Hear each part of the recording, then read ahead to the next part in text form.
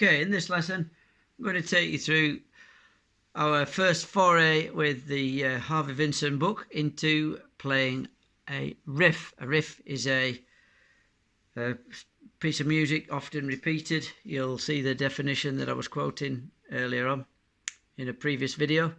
Let's have a, just shove this way a little bit. Right, so let's learn a lead guitar solo. First, examine the tablature staff again. Each of the 6 lines represents a guitar string. The top line stands for the highest sounding string. The next line stands for the next string down, and so forth.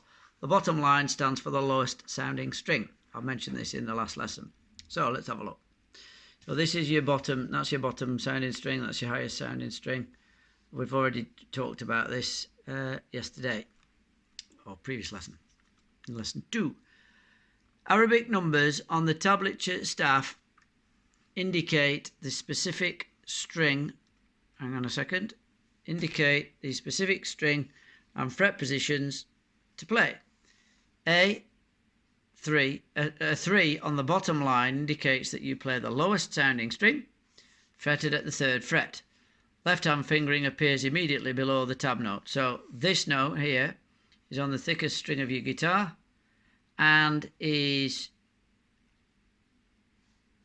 thickest string of the guitar on the 3rd fret. Right, I'll be back in a second. I'll get my guitar to show you. So as you look at the guitar, if you're looking at this diagram, we are on the 3rd fret. So look, we're taking that to a guitar. We're talking the thickest string on the 3rd fret, which is there. Let's just make sure that's in focus. So we're talking here.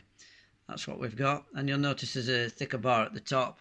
On the diagram, there's a thicker bar there. That represents the nut. So this string, 1, 2, 3. Now these lines across here are not the bar lines. So that means the 3rd fret, which is that position, but the 1 means the finger. So the top bit is the fret on the string, and that is the finger, which would be this one. So what we'd be looking at here is first finger would go there. Okay, that's what this means. So the first finger is on the 3rd fret of that string. Okay, moving on. Let's just put the camera back in. Holster. There we are. Right. So while fingering the above note, the left hand looks like this, which I'll be showing you on the second half of this lesson. Let me just shift the guitar and come back a bit. Right, turning over and moving on. Now what we're going to build up to doing is a full riff. So let me just move the book across so we can just rise up a bit. So the first note was the first finger here. But the second note is going to be the 3rd finger on the 1, 2, 3, 4, 5th position. So that's indicated on that 2nd string at the 5th fret with the 3rd finger. 3 on the 4th line from the top has you playing the 4th string fretted at the 3rd fret. So again, you can see what's going on here. These aren't going to be drawn every time, but this is what you're going to be working with. So we're on that string, 3rd fret, 1st finger. So the D string at the 3rd position, you can call that the 3rd fret, or classically you call it the 3rd position if you'd be in classical guitar. A 5 on the 4th line from the top employs the 4th string fretted at the 5th fret. So we basically move it, so we're on this string at the 5th fret using the 3rd finger. So we've gone 1, 3, 1, 5, or in fret terms, 3rd fret, 5th fret, 3rd fret, 5th fret. Okay, now when you see lessons on the internet, you'll hear people saying your first finger at the 7th fret on the D string, or on the 3rd string down, or the 3rd string up. It's all very complicated. So you've got to be pretty flexible with what you're hearing, because what you're hearing on the internet may be different to what you're learning in this lesson, which is fair enough. Times change, presentations change, and all the rest of it. So these 4 notes can be combined to play a lead guitar riff, and a riff is a short melodic phrase which is usually repeated, it says at the bottom of the page. I'm just reading the bit from the asterisk. Count from 1 to 4, playing one note on each beat. Use only downstrokes of the pick. Downstrokes. So that's that way. So that is this. This is this. This is this. And this is this. So we've got 3, 5, 3, 5. Those are frets. These are fingers. So that will sound like this. All downstrokes.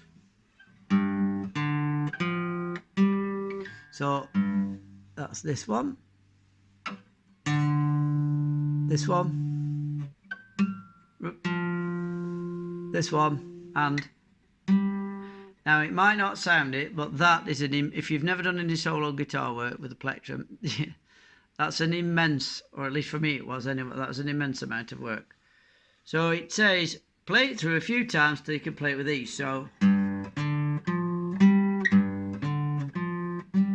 but more likely you'll be playing it like this. Check your finger, check the string, check the plectrum, check the positioning on the fret, then check the string, check the finger positioning.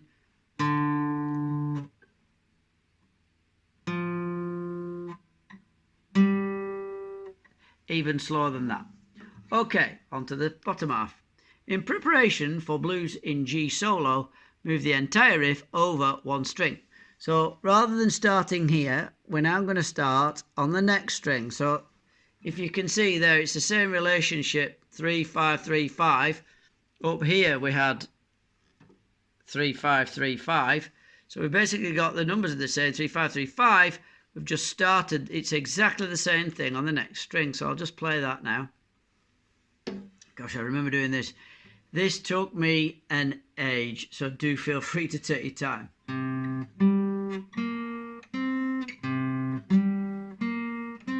So far we've had and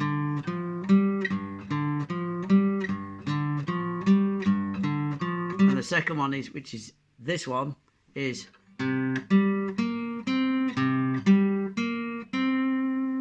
and so on. So that's where a lot of practice comes in, and of course at the bottom, a riff is a short melodic phrase which is usually repeated, and that is the quote I used for my video on the difference between a lick and a riff. So moving on, we've now got Johnny Winter. We've now got this.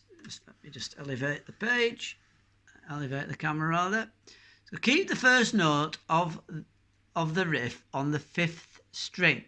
Move the riff up. Now what you've got to remember with these books, you will be going far faster than the book. You have to allow yourself to go supremely slowly. Keep the first note of the riff on the 5th string. Move the riff up 2 frets towards you and play it a few times. After learning the riff in this position, you'll be able to play the first lead solo. So basically what we're doing now, we're moving the entire riff. Instead of the 3rd fret, we're on the 5th. We've gone up 2 frets. Instead of the 5th fret, we're at the 7th. Instead of the 3rd, the 5th, and so on and so on. So these are the frets. So we're on that A string at the 5th fret using the 1st finger, which is this. Then we've got the 7th fret using the 3rd finger, which is this. The 5th fret on the G string using the 1st finger. And then finally the 7th fret with the 3rd finger. So we've got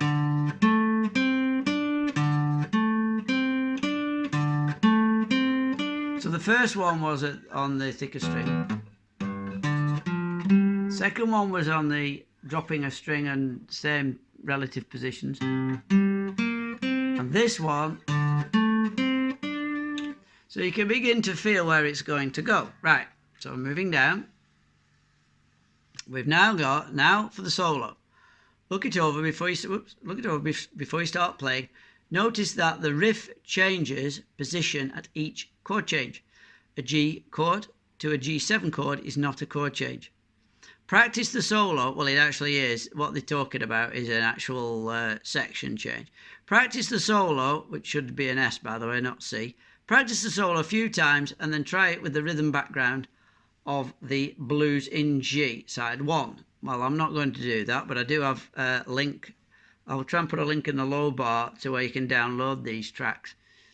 The chord symbols above the tab staff tell you where you are in relation to the blues progression. So, there it is. Now, like I said yesterday, that one of the best things you can do is to read through it, talk yourself through it. So, like I said, this is the 3rd fret on the lowest string using the first finger on beat number 1 or count number 1. This is the 2nd string, 5th fret with the 3rd finger, beat 2. So ignore the count for now because it'll cause confusion. So this first riff, we've got it 4 times, if you see there. And then the whole thing moves across 1, 3 5 3 5 3 5 3 5 3. It moves across 1. Then it goes back to where it came from. And then we end up with the high one, which was the 5 7, which was at the top of the page. Then we're dropping down, so we're going from 5 to 3, from 7 to 5. Okay, so we've got 5. So I'll play this one. Now we've got this one. We're going to slide down a bit. So 3 5 3 5, and then we're back to the beginning. And we finish off at the turnaround D7. Boom, boom, boom, boom. So now I'm going to play the whole lot. 1, 2, I'm going to start here after the counting. So I'm going to go 1, 2, 3, 4. Bar 1, finish. Bar 2. Bar 3. Bar 4. Bar 5. Bar 6. Back to the G. Bar 7. Bar 8. Now upwards, bar 9, bar 10, bar 11, bar 12. And round we go again. So I'm going to stop there once I've read this next little bit, because I want to read the Johnny Winter part. Okay, it doesn't actually refer to Johnny Winter, which is a bit poor do. The photographs don't actually relate to the text, which I always thought they did. I assumed they did as a kid, but in the early 80s, late 70s, whenever it was. The repetition of a melodic riff in, hang on a second, sorry, moving the camera. Right, the repetition of a melodic riff in the blues progression runs through the history of rock. Even in the 1920s, a full 30 years before rock, barrel house pianists were pounding out 12-bar boogie-woogie with its repetitive left-hand bass note patterns. The chordal structure of the blues lends itself to this concept. Used from the early days of rock, Bill Doggett's Honky Tonk. See, I thought that was Bill, for years I thought that was Bill Doggett. Till the late 60s, the Cream's Sunshine of Your Love. The riff repetition in the blues progression has become a standard rock idiom. Yeah, I guess so. And so on. I can't remember. Do you know? I can't remember. Anyway. So, Doggett's guitarist Billy Butler plays some very instructive lead work on the album containing this song, The Best of Bill Doggett. So then they put a picture of Johnny Winter, which is the weirdest thing, because you think that's Bill Doggett. So for about, I don't know, for a gazillion years I thought this was Bill Doggett, not Johnny Winter, which was understandable, I guess. But they didn't even, in those days, didn't even mention who the guitarist was. And quite interesting, he's playing a 12-string guitar. There we go. I think that's a Fender. It's a Fender 12-string. Fender Mustang, is it? Not sure what it is. Right. Okay. Well, that's the end of this lesson.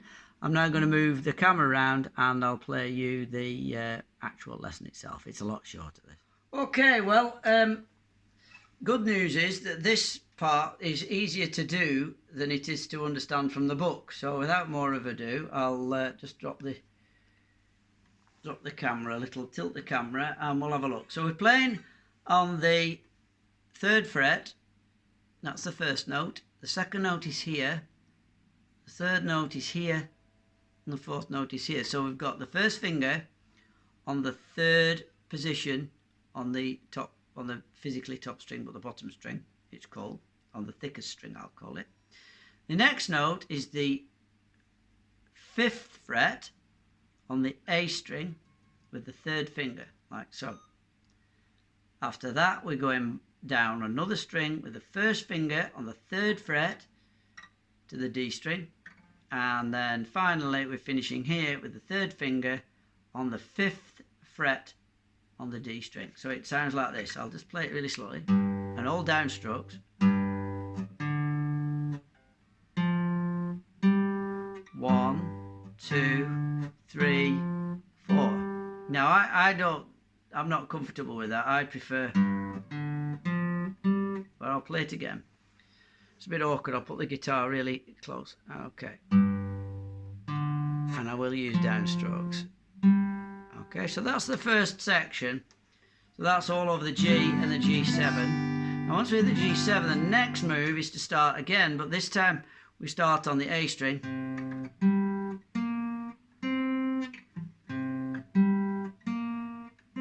And then back.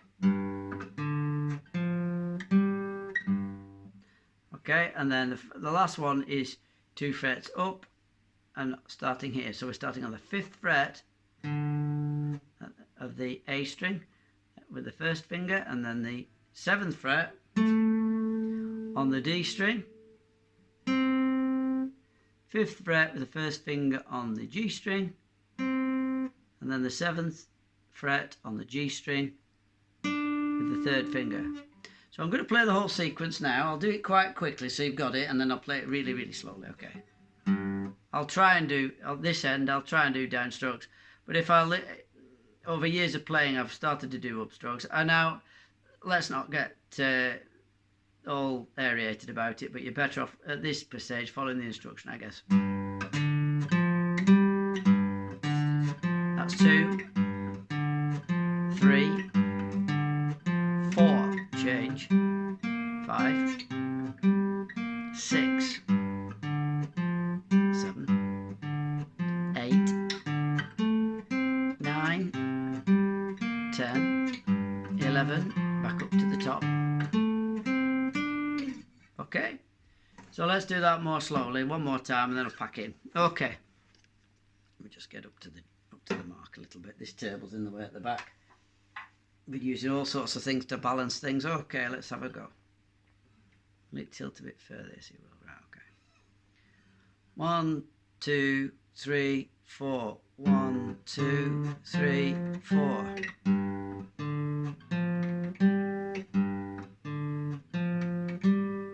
I've lost count now. I have to do it again. 1, 2, 3, 4, 5, 6, 7, 8, 9, 10, 11, 12. And then of course, as you get better, you will use that as a basis. So this can be